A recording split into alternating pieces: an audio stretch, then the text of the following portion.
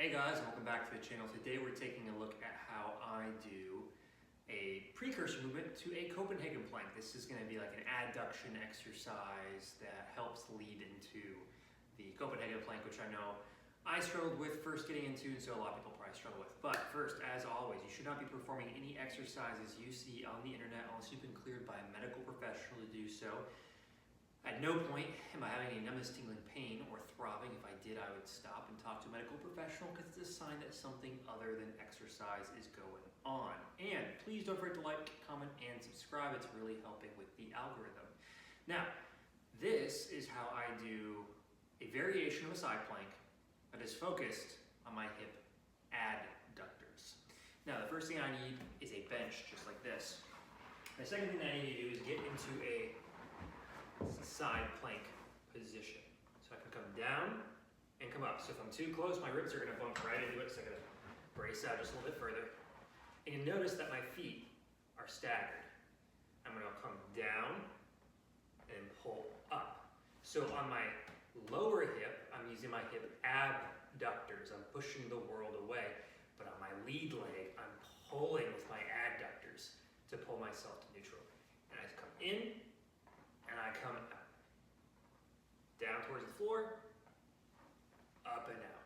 Now, there's definitely variations in how I can do this. You can probably imagine what I'm about to say. I can hold it for time. If I want to do sort of endurance dosage, I can hold it for 30 seconds at a time. I can hold it for however long I want.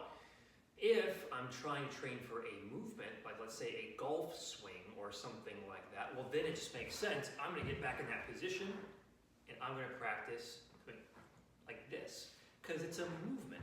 Now, as you know, probably from previous videos, I've talked about this before, there's isometric movement, which is where the muscle stays the same length, concentric where it shortens, and eccentric where it lengthens under load. Obviously, holding this position is an isometric exercise, which means it's a lower amount of work for the muscle. It's less strenuous, less likely to lead to any sort of soreness. A concentric, which is where it's shortening, which is what I'm doing on one leg. I'm doing it this way. So if I come down this way and push away, I'm using the hip abductors. That's a concentric motion. On this one, as I come down, it's eccentric because it's trying to control, and it's concentric when it pulls me up.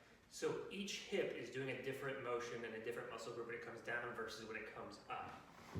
For the adductors coming down, it's eccentric, and coming up, it's concentric. And for the abductors coming down, it's eccentric, and when it's coming up, it's concentric.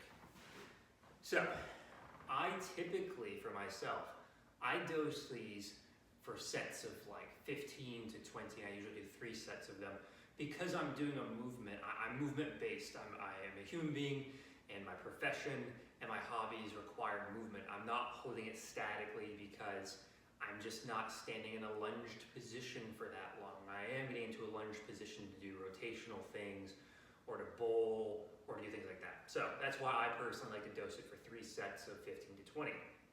But as I said earlier, the progression of this for myself is doing a Copenhagen plank. Now, this is how I do that variation of a side plank. I'm going to call it the adductor side plank, where I'm working my adductors and abductors both at the same time, and I do switch and do both sides. Now, that's been how I do this exercise. Please check out Etsy. Check out the link below for $5 off the t-shirts that are for sale. Please consider joining the Discord. The app is this close to being out. And again, please comment, subscribe, and let me know what you want to see next. Consider joining the Patreon to help out. Everybody stay healthy, stay fit, and stay awesome, and I will catch you all in the next video.